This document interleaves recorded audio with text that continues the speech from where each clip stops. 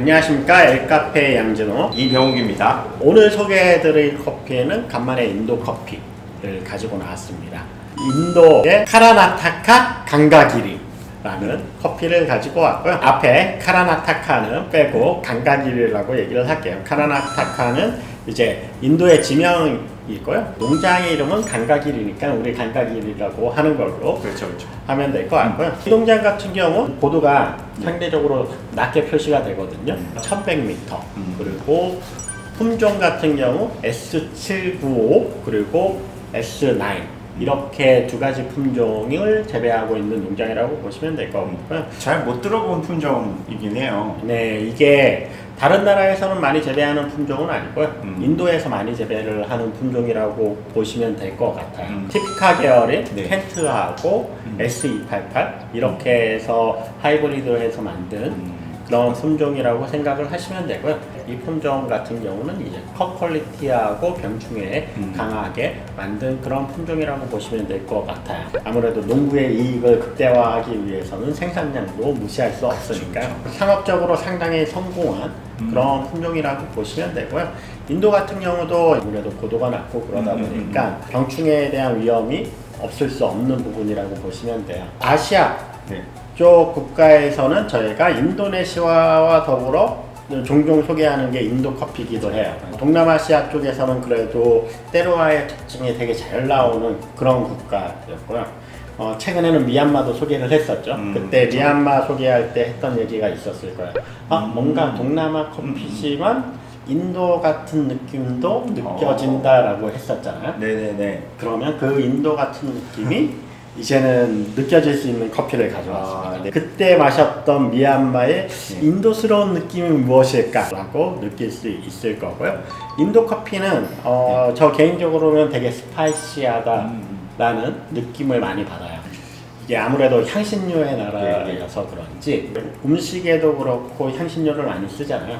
그래서 그런 영향이 전체적인 때루와에 많이 남아있는 게 아닌가라는 생각을 하고요. 그래서 인도 커피 하면 제일 많이 떠오르는 게 이제 스파이시하고 이제 헤이즐넛이나 견과류의 느낌들 이런 것들이 인도 커피 하면 가장 인상적으로 남는 경우가 많은 것 같아요. 물론 이전에 인도 커피를 경험했던 분들은 아마 혹시 그 얘기 들어보셨어요? 어떤? 몬순. 들어봤죠. 예. 몬순 커피가 뭔지에 대해서도 한번 얘기하고 넘어가는 것도 괜찮을 것 같아요. 네.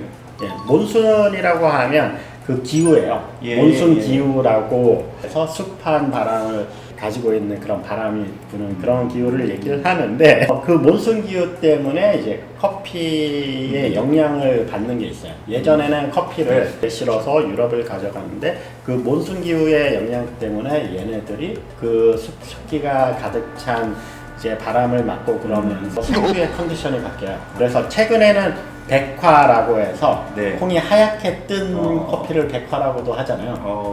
오히려 요즘엔 보기 쉽지 않아요. 예. 몬순 커피가 그렇게 생겼어요. 좋게 말하면 이제 하얗게 전반적으로 나오는 느낌이고 나쁘게 말하면 허옇게 뜬 느낌이 있는데 몬순 커피는 그러다 보니까 되게 그 커피가 가지고 있는 맛 중에서 향신료 같은 느낌하고 견과류 같은 그리고 아까 말한 누룽지 같은 느낌이 극대화가 되는 커피라고 생각을 하시면 돼요. 그래서 인도 커피를 예전에 드셨던 분들은 몬순 처리된 커피를 드셨어서 인도 커피가 그런 구수하고 약간 맛이 심플하다라는 생각을 가지고 계실 텐데요. 이 커피는 그런 커피가 아닌 거죠. 그렇지는 않다. 예. 그래서 맛의 복합성이나 되게 생동감이 있는 맛이 느껴지는 그런 커피라고 생각을 하시고 맛을 보면 되게 재밌게 드실 수 있을 거예요. 커피를 내려볼게요. 다시 궁금합니다.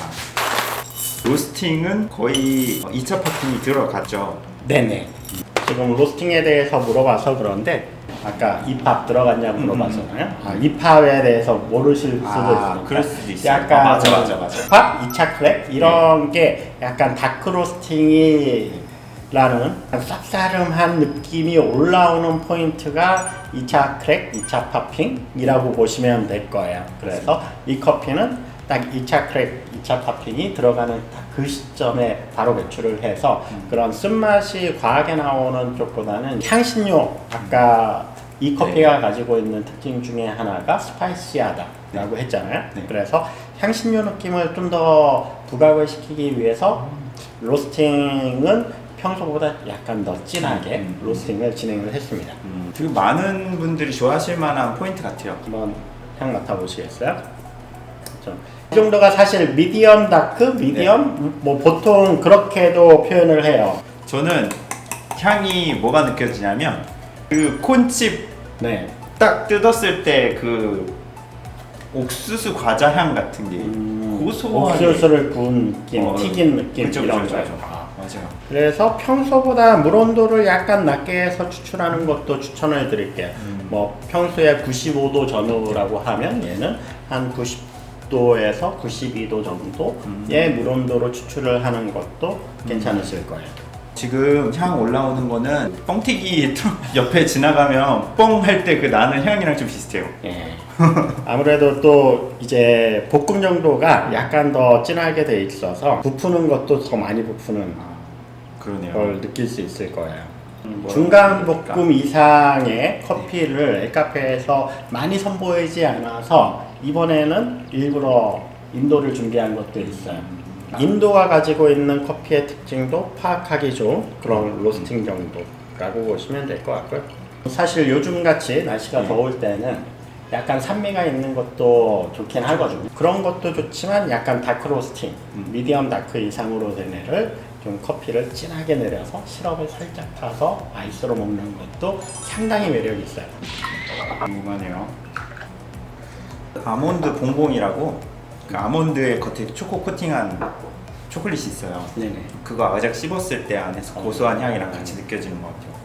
그래서 저는 또 이제 애프터에서는 네. 길게 향신료 느낌들, 이 씨앗 계열의 향신료 느낌에 좀 저는 가까운 것 같아요. 그래서 이번 기회에 네. 인도 커피를 만나셨으니까 집에서 인도 요리 같은 거 주문해서 같이 드셔보시면 뭔가 때로와가 잘 맞는다는 게 이런 거구나라고 느낄 수 있을 수도 있어요. 맞아요.